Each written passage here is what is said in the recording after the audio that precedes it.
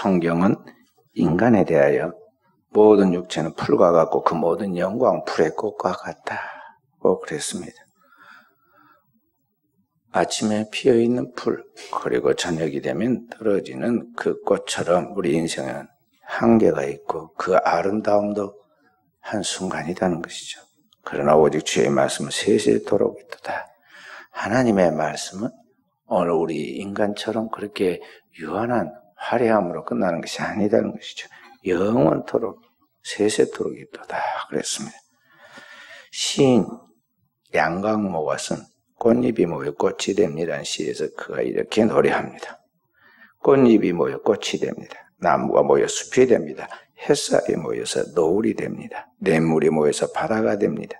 작은 것이 모여 세상을 더 아름답게 만듭니다 하고 노래를 하죠. 꽃잎이 모여 꽃이 되고 나무가 모여 숲이 되듯이 우리의 일생도 비슷하죠. 우리의 하루 살아가는 그 하루가 모여서 한 달이 되고 그 한 달이 모여가지고 1년이 되고 그 1년이 모여서 일생이 됩니다. 그런데 그 모든 날들은 영혼의 관점에서 보면 아침에 피었다가 저녁에 지는 풀과 같고 내 일생에 활동했던 모든 것들이 그 풀에 붙어있는 한순간의 꽃처럼 내 이뤄놓은 모든 영광이라는 것도 그 풀에 잠시 매달렸다가 꽃이 시들어버린 것 같이 땅에 떨어진다는 것이죠. 이 세상에 있는 것들이 허무함, 그리고 유한함, 그리고 그러한 것이 절대적인 것이 아니다는 것을 가르쳐주는 이야기들입니다. 그 속에서 내가 한평생을 살아가는데 내가 숨쉬며 살아가는 이 단 이례적인 나의 일생에 그 소중한 하루를 어떻게 보내고 있는가 우리는 자신을 살펴보아야 합니다. 풀의 꽃잎처럼 떨어지고 말 내 인생에 그리고 지나가는 흔적에 남겨진 것이 나에게는 무엇이 있을까를 항상 생각하고 자신의 인생에 작품을 만들어가는 사람으로 살아야겠습니다. 이탈리아 로마에 가면 바티칸 시티가 있습니다. 로마시 안에 우리 지금 현재 연양 이 지구보다 조금 더 작은 그런 하나의 왕국이 그게 있는데 바티칸 시티라고 합니다. 말은 바티칸 시티지만 실제는 바티칸 왕국이에요. 거기에 교황이 있어서 전 세계의 카톨릭 신자들을 다스리고 거기에 모든 장차관이 있고 국가의 조직이 다 있어서 국가의 운영을 거기에서 하듯이 해갑니다. 거기에 가면은 그 바티칸 시티에 베드로 대성당이 있고 그의 곁에 시스티나 성당이라는 성당이 있습니다. 예배드리는 신자는 없는데 거기 구경꾼은 꽉 찼습니다. 많은 성지순례객들이 붐비고 있죠. 왜 그러냐면 그 성당 내부에 있는 그림 때문에 그러합니다. 그 성당 내부의 벽화를 그린 사람이 유명한 화가이면서 조각가인 미켈란젤로인데요. 미켈란젤로가 높이 20m에 240m 크기의 천장벽화, 천지창조라는 천장벽화가 있고 뒷면을 보면 거기에 최후의 심판이라는 작품이 거기에 그려져 있습니다. 아주 세밀하게 성경에 있는 모든 내용을 거의 총망라다시피 거기다가 그림에다 다 집어넣었는데요. 이 미켈란젤로가 그 대작을 완성할 때 4년 6개월에 걸려서 천장벽화를 그리고 뒷면에 있는 벽은 5년 걸려서 다 그렸어요. 하루에 그린 그림의 양은 어느 정도냐? 이 손바닥 크기만 정도밖에 못 그립니다. 하루에. 이 손바닥. 그게 이제 4년 6개월 동안 천장을 다 그리고, 그 다음에 천장은 벽은 5년을 걸렸는데, 그렇게 신경을 써가면서 누워서 그림을 그리다 보니까 이분이 눈이 침침해지고, 허리는 굽어서 꼽주처럼 되고, 제대로 먹지 못하고 신경 써서 과로하는 동안에 몸이 완전히 망가졌습니다. 천지창조를 그리고 24년이 지나서 나이 66세에 다시 뒤에 있는 최후의 심판이라는 그림을 그리죠. 그러니까 그 당시에 이 미켈란젤로가 그냥 그림만 그리고 돌아다니는 그런 낭만적인 사람. 또 예술가들은 상당히 낭만적이잖아요. 그렇게 놀러 다닌 사람이 아니라 성경을 얼마나 깊이 있게 잘 알고 성경의 내용을 확실하게 파악했으면 그런 대작을 거기다 남겨놨겠어요. 부지런히 말씀을 읽고 듣고 묵상하고 그것을 영상화해서 거기다 작품으로 남겼단 말이죠. 누구보다도 자신의 인생에 있어서 피나는 삶을, 신실한 최선의 삶을 다 살아갑니다. 제가 1992년도에 첫 번째 성지순례를 혼자 갔을 때 거기서 그 작품을 봤어요. 그리고 글을 다 남겨놨습니다. 사진을 찍고 그 작품을 못 찍게 하는데 저는 그것도 찍어갖고 왔어요. 카메라 후레쉬에 의해서 작품이 손상해 갈까 싶어서 절대 못 찍게 합니다. 그래서 제가 하여간 찍었습니다. 그리고 2012년도에도 또 갔는데 그때도 이제 가서 거기 작품을 감상했는데요. 처음 성지순례 때 기록한 기록과 이제 2012년도에 가서 성지순례 때 기록한 기록을 이제 종합해서 성지순례 가이드에 대한 책을 하나 남기려고 그랬는데요. 패스포드를 수첩을 잊어버렸습니다. 네.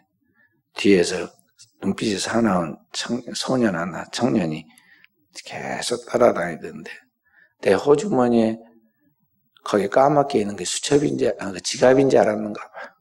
아무것도 없이 그 볼펜하고 그것만 들었고 한 손에는 카메라 호주머니에 들었는데 그래서 이게 글을 잃어버렸는데요.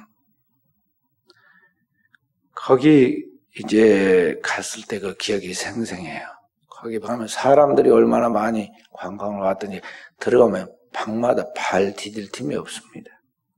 그리고 밀려가니까 뒤로 물러설 동안 딱 에스컬레이터를 타고 올라가는데 뭔가 내 몸에서 한쪽에 딱 허전함을 느끼잖아요. 딱 느껴. 제가 예민하거든. 그런데 이게 뒤로 물러설 수 없는 게 사람이 빽빽 에스컬레이터 타고 올라오니까 에스컬레이터 타고 올라가는 데가 어떻게 사람을 밀치고 뛰어내려갈 수가 없어요. 품에 누가 나를 뺐는데 돌아서서 잡아야 하는데 그래서 내가 다시 다 올라간 다음에 다시 계단으로 뛰어내려가죠. 둘러보니까 안 보이고 거기에 이제 책임자들 맡은 사람들한테 물어보니까 못 줬다고 돈이 없으니까 분명히 쓸모없다고 쓰레기통에다 버렸을 거다 싶어서 제가 화장실 다 뒤졌는데 없고 아무로 밖에 가지고 나가서 버렸던 것 같아요. 그래서 제가 대사관에다가 또 연락을 해놨습니다. 혹시 메모한 수첩 들어오면 연락을 해주라고 그러는데 거기까지 도달이 안 됐는지 연락이 안 왔어요. 거기 성지순례 때 보았던 이 천지창조 그리고 미켈란젤로 이야기를 가만히 보면서 그가 평생을 살아가면서 자신의 일생의 삶의 그런 목표 그리고 자신의 삶에 있어서 그 삶의 결과들에 대해서 그 작품을 남겨서 그의 사명으로 생각하고 그렇게 살았다는 것이죠. 그래서 세상에 다시 없는 불의의 명작을 남겨두었는데 오늘 우리는 우리 스스로 자신에게 물어야 합니다. 나는 무엇을 위해서 지금 살고 있으며 무엇을 남기고 갈 것인가 하는 것이죠. 오늘 우리가 분주하게 매일매일을 살아가고 뭔가를 지금 합니다. 그런데 그 삶이 도대체 무엇을 위한 삶이냐 하는 것이죠. 많은 사람들은 자신의 일생을 살아가면서 내 삶이 꿈대로 되지 않고 내 생각과는 전혀 다르게 뒤틀려서 어떻게 보면 내 인생이 실패했다고 하는 그런 후회와 절망감을 갖고 살아갑니다. 왜 내 인생에 내 마음대로 내 생각대로 되지 않았는가? 왜 나는 하는 일마다 죽을 쓰는가? 늘 그것이 우리 안에 내 자신의 자괴감을 주고 인생의 후회와 회한을 낳게 만들죠. 왜 그러하느냐? 우리는 성경을 통해서 그 답을 찾아야 합니다. 그리고 우리 자신을 성찰해야 합니다. 성경은 오늘 그 답을 이 본문의 말씀을 통해서 우리에게 가르쳐주고요. 네가 그동안 하나님을 제대로 믿지 않기 때문이라고 가르쳐주고 있어요. 다시 말해서 그동안 내가 보이지 아니나 실제하고 살아계신 그 하나님과의 관계에 실패하고 있기 때문에 그런 것이라고 우리에게 말씀하고 있다는 것이죠. 인간은 영적 존재이고 하나님의 형상입니다. 그러므로 창조하신 하나님의 그 정한 뜻을 따라 그 영혼이 하나님과 코드를 맞춰서 그의 말씀과 계명을 쫓고 그의 법도를 쫓아 살아가야 하는데, 그래야 내 영혼이 잘 되고 형통한데 오늘 내 삶이 그 하나님과의 관계가 지금 제대로 서 있지 않다는 것을 우리가 직시해야 한다는 것이죠. 사도 바울도 장로 가요에게 쓴 편지에 그렇게 말합니다. 사랑하는 자여, 내 영혼이 잘된 같이 내가 범사에 잘되고 강건하게 내가 원하노라고 축복합니다. 그러면서 또다시 말하기를 내가 진리 안에서 행한다 하니 그보다 더 큰 기쁨이 없도다. 그래서 진리 안에 하나님의 법, 하나님의 뜻 안에서 살아간다고 하니까 그보다 더 큰 그런 행복한 일이 없고 축복된 일이 없다는 거죠. 그러니까 잘된 사람 더 잘 되라고 막 축복해줘요. 사랑하는 자여, 내 영혼이 잘된 같이 내가 범사에 잘되고 강건하기를 원하노라. 그러니까 오늘 우리의 삶이 문제가 생기고 내 삶이 지금 실패하고 있는 것은 오늘 내가 그 하나님의 뜻 안에 있지 않다는 것, 하나님의 뜻을 따라 살고 있지 않다는 것을 우리가 알아야 한다는 것이죠. 나라는 존재는 하나님의 뜻보다는 죄악된 것에 대하여 익숙해 있고 몸에 젖어 있고 죄를 짓기에 아주 능력이 있는 유능한 존재예요. 내게 있는 잠재적 가능성과 능력은 죄 지을 능력밖에 없는 전적 부패한 죄인이라는 걸 알아야 돼. 그 죄인이, 무지몽매한 죄인이 내 속에 있는 그 내 욕망과 똑똑함, 내 잘남과 그 욕심, 그런 것을 가지고서 내 뜻대로 살려고 하면서 내 마음대로 내 하고 싶은 대로 온갖 죄를 짓고 이제는 그 지은 죄가 자기가 벗어날 수 없는 중독이 됩니다. 습관이 되고 중독이 돼요. 그렇게 결국에는 죄의 포로가 돼서 결국 계속 그렇게 하다가 다람쥐 쳇바퀴 돌듯이 계속 반복된 그 생활을 하다가 폐인이 되고 마는 것이죠.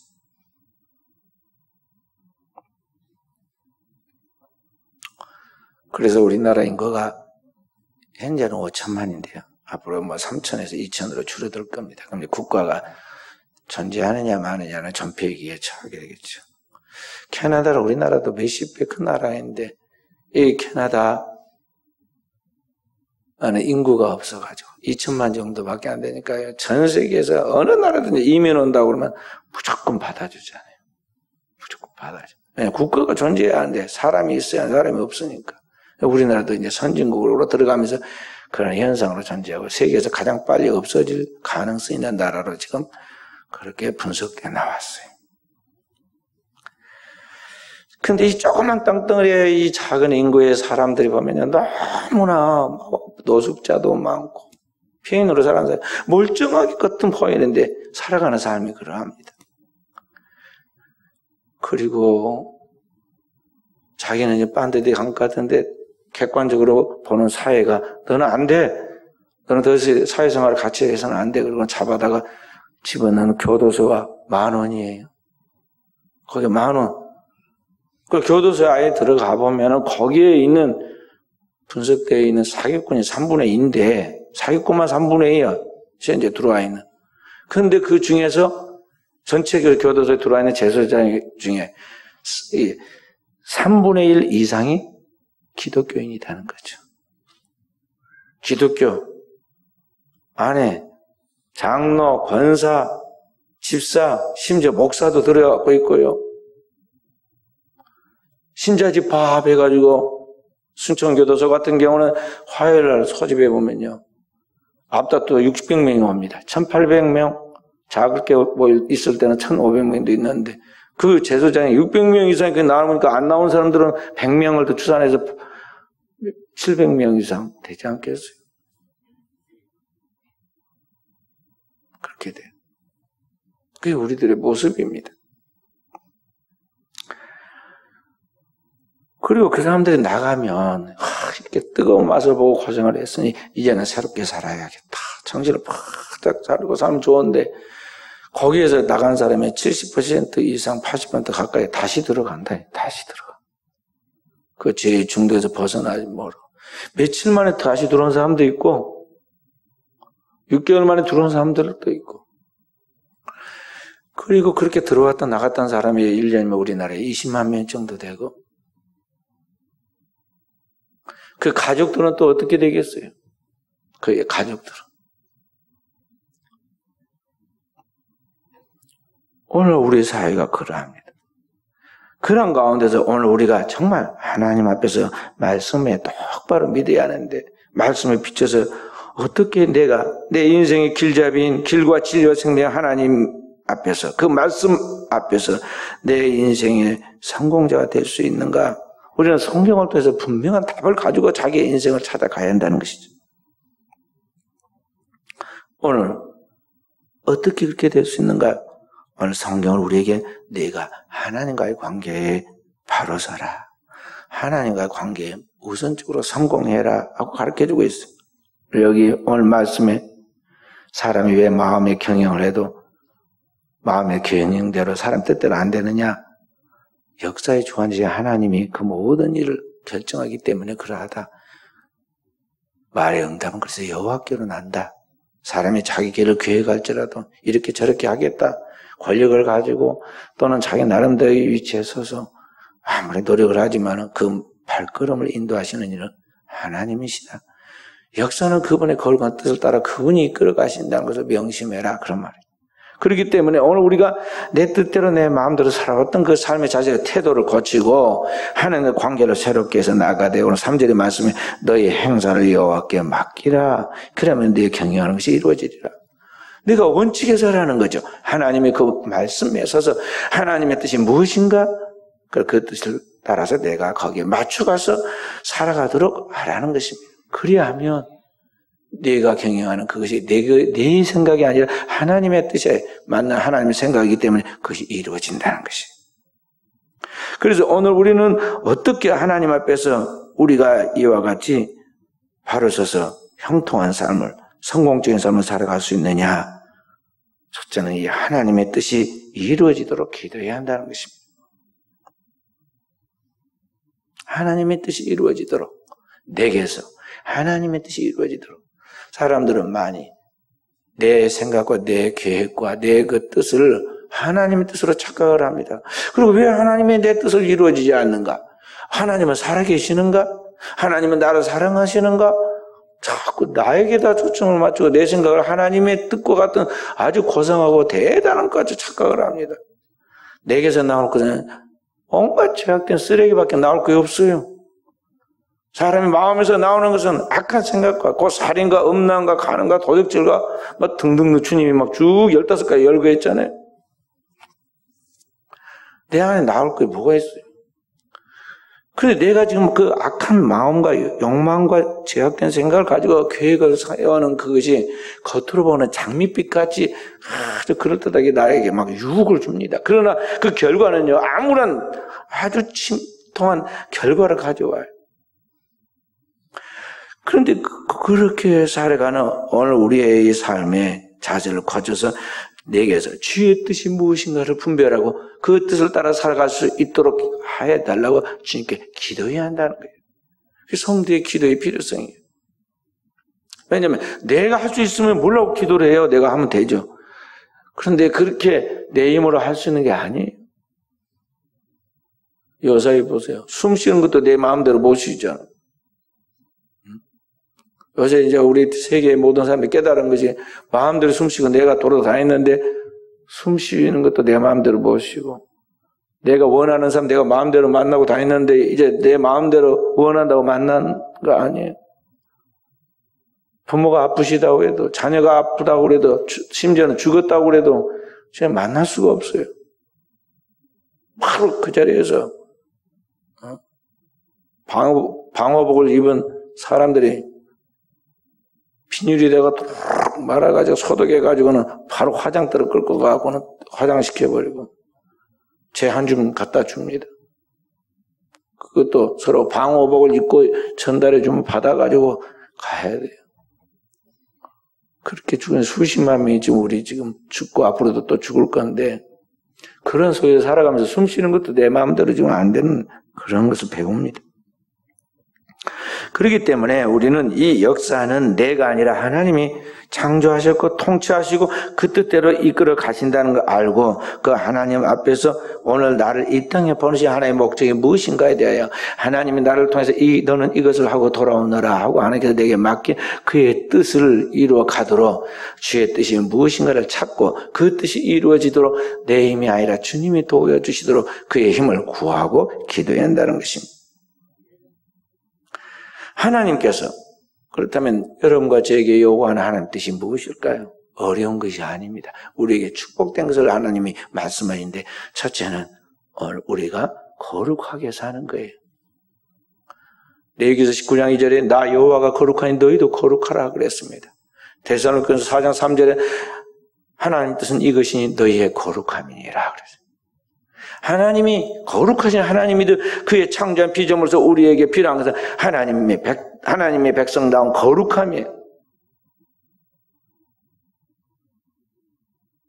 그런데 우리는 그 하나님의 거룩함을 멸시하고 이 세상과 세상에 있는 것들을 눈에 보이는 것을 전부인 줄 알고 그것을 쫓아 살아가면서 반복되는 그런 죄의 욕망에 대한 생활로 노예가 되고, 술 취하고 탐욕과 간음하고 온갖 일로 우리 하나님의 이름을 모독합니다. 그렇게 하면 결과는 뭐냐? 결국 천국 백성 될 수 없다는 거죠. 그렇기 때문에 하나님께서 우리에게 요구하는 것이 하나님의 거룩함이에요. 그래서 너희는 먼저 그의 나라와 그의 의의를 구하라는 거예요. 거룩한 하나님의 백성으로의 그의 의의를 구하라는 거죠. 단순한 도덕적인 윤리에 좀 나은 그런 거 아니에요. 거룩한 하나님의 의라는 것은 하나님의 아들, 우리의 대속물에서 십자가에 피 흘린 그 점도 없고 흠도 없는 하나님의 아들, 우리의 대속물에서 하나님의 어린 양이신 예수 그리스도의 피로 말미암아 완전히 영과 한국의 육이 정결케 되고 우리의 양심까지도 깨끗게 되는 그 하나님의 의를, 그리스도께서 주신 그 하나님의 의를 우리가 덧입어서 거룩해진 그 하나님의 백성, 그것을 말하는 거예요. 그건 인력으로 종교를 통해서 도덕적 수양과 노력을 통해 되어지는 것이 아니라, 많은 학문을 통해서 그것을 만들어낼 수 있는 것이 아니라 하나님의 그리스도 예수를 통해서만 우리에게 주는 것이기 때문에 바로 그 예수 그리스도를 통해서 주어지는 그 하나님의 나라와 그의 의를 구하라는 거예요. 그렇게 해서 우리는 거룩한 하나님의 백성으로 살아가야 하는 거예요. 또 하나님의 뜻이 무엇이냐? 영생이에요. 영생. 주님께서 요한복음 5장 24절에 말씀하시고 요한복음 6장 40절에 계속 말씀하시죠. 내가 너에게 영생을 주었고 내 아버지의 뜻은 아들 보고 믿는 자마다 멸망치 않고 영생을 얻는 이것이니, 그 안에 하나님의 영원한 생명을 소유해야 한다는 것이죠. 세상에 있는 생명도 귀하지만, 육체의 지금 현재의 생명도 귀하지만 이것은 유한하고 일시적인 것이에요. 옛사람, 이 육체와 함께 옛사람이 죽고 없어지고 사모해라 끝들입니다. 그리스도 예수를 통하여 주어진 하나님과 함께 태초에 하나님의 천지를 만물을 창조할 때 인간에 주었던 그 하나님의 영원한 생명을 우리가 다시 회복하여 그리스도 예수를 통해서 이 하나님의 영원한 생명을 소유하게 되면 이 영원한 생명 하나님의 나라에서 하나님과 함께 영원히 살게 만드는데, 그리스도가 그 부활의 첫 열매가 되어 주신 것 같이 그를 믿는 우리에게도 그의 의와 함께 그 거룩한 생명이 우리에게 나타나서 영생의 길로 인도하는 것이죠. 그때는 부활하는 그 몸에 오늘 우리에게 새로운 생명과 함께 새로운 부활의 몸을 주시는데, 신령한 몸이죠. 그 부활체로 우리가 주님과 연합하게 되죠. 바로 그런 하나님의 뜻이 내게서 이루어지는 거기에 신앙의 목표가 있고 하나님의 거룩한 뜻이 우리에게 있다는 것입니다. 그런데 우리는 이러한 고귀한 것들에 대한 절대적 가치와 소중함을 알지 못한 때 땅 위에 있는 잠깐 있다 사라지고 소멸하고 쓰러져 버릴 그러한 것들, 풀과 풀의 꽃처럼 금방 사라질 것들인 육신의 것들, 세상적인 것, 정욕적인 그런 것들에 대하여 집착과 애착을 하고 다투고 투쟁하고 분쟁하다가 시간 다 보내고 어느 날 순서 없이 간다 이 말이에요. 그렇기 때문에 오늘 우리는 우리의 생각이 잘못돼요. 지금 일단은 내 지금 세상으로부터 지금까지 축적되어 있는 내 생각과 삶의 방식이 잘못됐던 알고 나라는 존재를 철저하게 하나님 앞에서 버려야 돼요. 그래서 자기를 부인한다 그래요. 요한복음 8장에 보면 가늠하다 현장에 붙잡혀 돌에 맞아 죽게 된 여인이 나옵니다. 우리 모든 젊은이 다 그러하듯이 인간의 행복이 육체의 사랑과 그 정욕의 욕망에 있는 줄 알고 한순간의 욕망에 사로잡혀가지고 육체의 정욕을 탐하다가 어느 날 불현듯 붙잡혀가지고 돌에 맞아서 죽게 되는 비참한 최후로 끝나는 이야기가 나와요. 지금도 저기 중동의 이슬람 사람들은요, 지금도 투석형이라고 그래가지고요, 이런 가늠하다가 붙잡히거나 무슨 그런 것 걸리면은요, 체하가 손발을 잘라버리고 이런 일이 정식으로 문제가 되면은 구덩이를 파가지고 그걸 묻어놓고는 돌로 막 던져서 깨뜨려 죽입니다. 그것도 누가 먼저 손을 대느냐? 명예살인이라고 그러고 가족들이 먼저 때려요. 그래가지고 죽게. 근데 그대로부터 내려온 전통이 이 여인이 지금 그렇게 죽게 됐어요. 왜 그렇게 파멸하게 되었느냐? 그 여인이 왜 이렇게 죽게 되느냐? 성경을 모르는 게 아니에요. 구약의 율법을 알았어요. 간음하지 말라는 계명을 알았지만 그 내면에서부터 그 생각이 육신의 욕망이 그를 설득해요. 설마 잡히겠느냐? 나는 절대 간음을 해도 안 잡힐 것이다. 그렇게 자기의 생각이 그를 설득하고 합리화시켰는데 자기 생각을 믿고 그렇게 행동하다가 준비되어 있는 사람들에게 붙잡혀가지고 그날 죽게 생겼다는 거죠. 죄의 삭성, 사망이에요. 영원한 하나님의 최후의 심판도 있지만 땅에서도 파멸하는 거예요. 만약 그때 예수 그리스도가 오셔서 딱 그 시간에 오시지 않았더라면, 오셔서 그분이 대신 십자가를 져주고 그를 구원해 주지 않았더라면 그의 영혼과 그의 육전의 영원한 음부에 떨어지고 말았을 것인데, 다행히 그때 그 시간에 예수님이 찾아오셔서 그를 만나주시고 그의 짐을 져주시고 그를 사망에서 일으켜서 구원해서 새 출발하게 해주잖아요. 자기 생각을 믿은 거예요. 어느 사람들도 꼭 가서 돌 맞을 자리까지 가서 후회를 한다고. 죽을 자리 가서 잘못됐는데 미리 깨달아야 하는데, 하나님 앞에서 하나님의 교회에서 정상적인 신앙생활과 하나님 말씀에 대한 훈련을 통해서 정상적으로 깨달았는데 그것을 깨닫지 못하고 그때는 천년만인 자기가 살고 항상 건강할 것 같고 다 나를 갖다가 내 발밑에 있는 것으로 보여요. 그래서 자기 마음대로 하다 결국에는 그렇게 된다는 거죠. 구약의 창세기 13장에 보면 진짜 불쌍한 안타까운 젊은이 이야기가 나옵니다. 믿음의 조상 아브라함과 함께 거룩한 신앙의 비전을 가지고 바벨론 갈대아 우리에서 나와가지고 적과 꿀이 약속의 땅 가나안으로 들어가던 사람이죠. 아브라함보다 훨씬 젊고 유능하고 똑똑하고 그럽니다.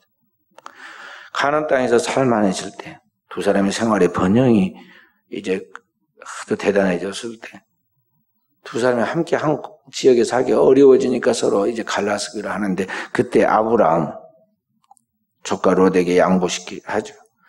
내가 가고 싶은 대로 선택해라. 네가 선택한 다음에 내가 나머지는 차지하고 가마. 그러니까 롯이 사양도 하지 않고 자기 길을 걸어가는데 자기 보기에 좋은, 자기 욕망을 따라 눈에 보기에 좋은 것을 선택하는데 소돔과 고모라로 나가죠. 그때는 멸망하기 직전이기 때문에 그 땅이 에덴 동산과 같았더라고 성경은 증언하고 있어요. 보기에 대단히 좋은 기름진 땅이죠. 북쪽에는 우리가 잘 아는 대로 갈릴리 호수가 흐르고 남쪽에는 사해 바다가 있고 그 요단강이 흐르고 있는 그곳에는 기름진 그런 들판이 형성되어 있어서 그 하구에 큰 도시가 형성되어 있었어요. 그게 소돔과 고모라입니다. 아브라함은 눈에 보기에 좋은 것이 아니라 하나님 보시기에 좋은 것을 선택해 갑니다. 그것은 자기 눈에 보기에 좋은 것을 선택했지만 나중에 어떻게 됩니까? 다 평생을 일궈낸 재산이고 명예고 다 잃어버리고 아내도 잃어버리고 그 불 가운데서 불과 유황으로 소돔과 고모라가 불탈 때 두 딸과 함께 겨우겨우 몸만 빠져 나왔는데 그의 후손들은 부끄러운 후손을 남기고 말았잖아요. 파멸에 그 입을 벌리고 그걸 기다리고 있었는데 그걸 몰랐던 것이죠. 그러니까 신앙이란 주의 뜻이 무엇인가를 하나님 뜻을 알고 그 뜻이 나에게서 이루어지도록 배우며 깨워서 기도하며 그렇게 나가면서 그리스도의 장성한 분량으로 완성되어 가는 것인데 그 영적인 거룩한 경건의 훈련과 영적인 열심을 가지고 추구하는 그 하나님 나라 오히려 구하는 삶을 살지 아니하고 눈에 보이는 것에 대하여 세상적인 척도로 가치관으로 세상 사람들의 삶의 방식을 쫓아서 그렇게 허둥허둥 살다가 어느 날 그 앞에 큰 파멸이 입을 벌리고 있었는데 거기에 모르고 불구덩이에 뛰어들었다는 것이죠.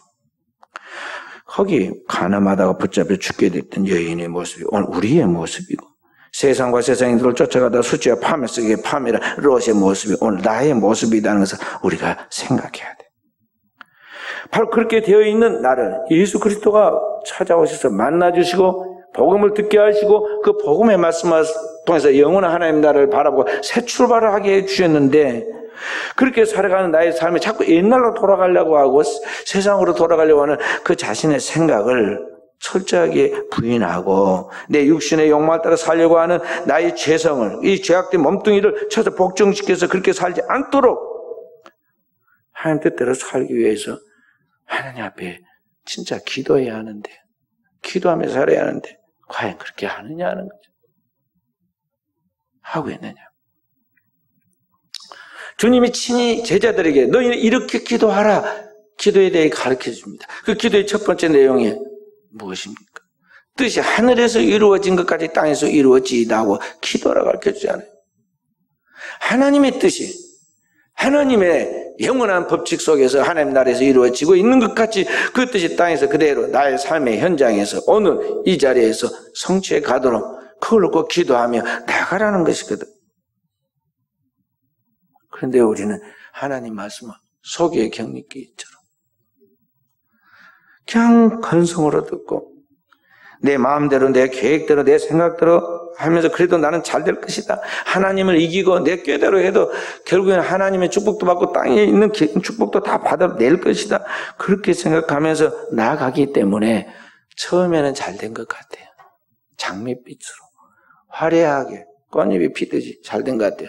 근데 끝은 먹구름이에요. 끝은 파멸이단 말이죠. 위기가 오면 아래 풍랑이 일어나면 큰 풍랑이 나면 아무리 큰 배도 뒤집어지고 그 풍랑이 잠잠하기 전에 살아나지 못합니다.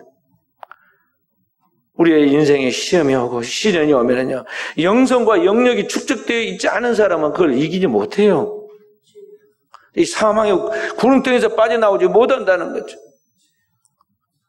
작은 바이러스 하나도 못 이기고 둘이서 벌벌 떨고 집에 들어가가지고 나오지 못하고 조금 괜찮다고 뉴스가 나오니까 그게 진짜인 줄 알고 막 나와가지고 돌아다니다가 도로 코로나 바이러스 걸리고 무엇에 걸려가지고 도로 기어 들어가고 말이죠. 인생이 뭐예요 도대체? 사는 것 좀 봐봐요. 내가 하나님 앞에 서 있다면 당당히 어디를 가도 무엇이 문제가 되겠어요. 그런데 지금 그런 영적인 세계에 대한 실체를 전혀 모르니까 뉴스 하나에 죽고 살고 조금만 보이지도 않는 이 바이러스 하나에 벌벌 떨고 목을 걸고 살잖아요. 그걸 다 알고 영적 실체인 더러운 귀신이 마귀의 수하인 더러운 귀신이 나를 포로로 삼고 끌고 다니면서 온갖 충동적인 삶을 살게 만듭니다. 그러다 보니까 한순간에 무너지는 거예요. 하는 일마다 죽을 쓰고 주변에 복이 될 만한 사람 다 적으로 만들고 내 인생을 파멸로 몰고 갈 이상 사기꾼들의 말만 귀가 솔깃하고 그냥 눈이 번쩍해가지고 그 사람들과 함께 막 시간 가는 줄 모르고 분주하게 돌아다니다가 한순간에 구덩이에 빠져가지고 새어 나오지 못한다. 그러므로 사랑하는 우리 귀한 성도 여러분, 여러분과 제가 주님 앞에서 내 이 헛되고 헛되면 어리석은 삶을 진정으로 회개하고 회개에 합당한 삶을 실제로 내 삶에서 만들어내면서 거룩한 믿음의 본을 보이도록 해야겠습니다. 요새 볼 것 많다고 해가지고 채널 많이 신청해서 TV, 스마트폰, 인터넷, 유튜브 별걸 가지고 시간 다 보냅니다. 그에 중독되고 살아갑니다. 시간과 정력, 돈 다 낭비합니다. 그러다가 파멸해요. 다 그 세계는 지나간 세계에 대한 가상세계에 대한 저장일 뿐이야.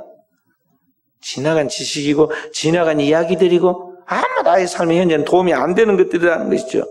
거기다 시간과 정력을 낭비하지 말고 하나님이 창조한 이 살아있는 세계 속에 나의 살아있는 이 몸을 가지고 그 주님의 나라와 의를 구하면서 하나님이 우리에게 부르시는 그 부름의 소망을 따라 거룩한 꿈을 가지고 그 영광을 위해 오늘을 하루하루 최선을 다해서 살아가라는 것이죠. 그리고 그 믿음을 자녀들에게 유산으로 남겨야 돼요. 지금 대한민국의 자녀들 다음 세대가 크게 지금 위태롭습니다.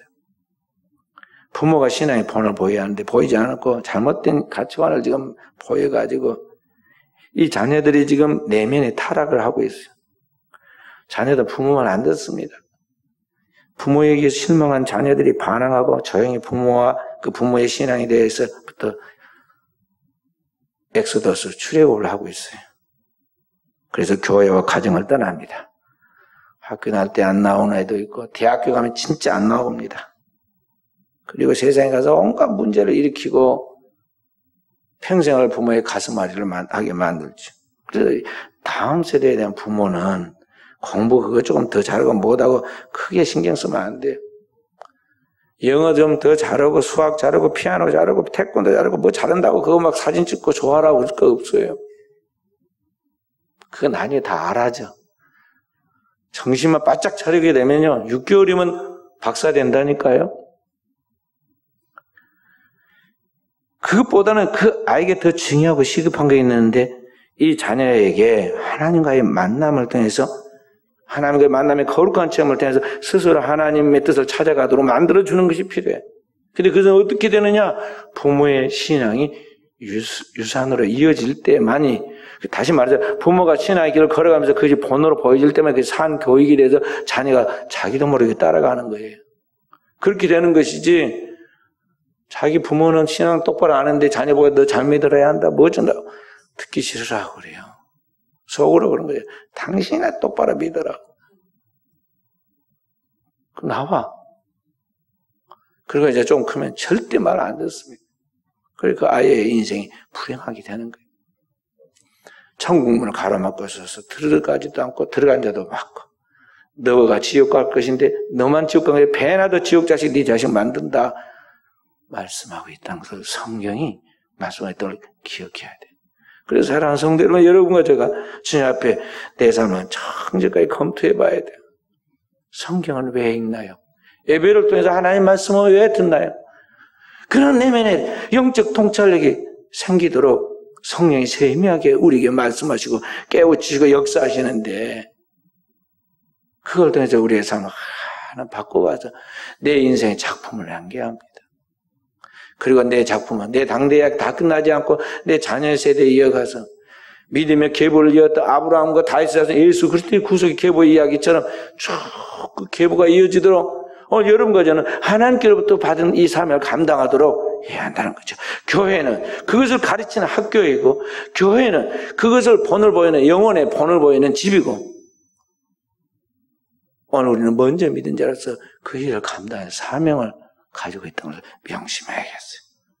오늘 또 깨어 우리가 기도하는 가운데 이러한 거룩한 영성과 영맥이 우리에게서 나타나고 후손에게 이어질 수 있기를 주의 이름으로 축원드립니다.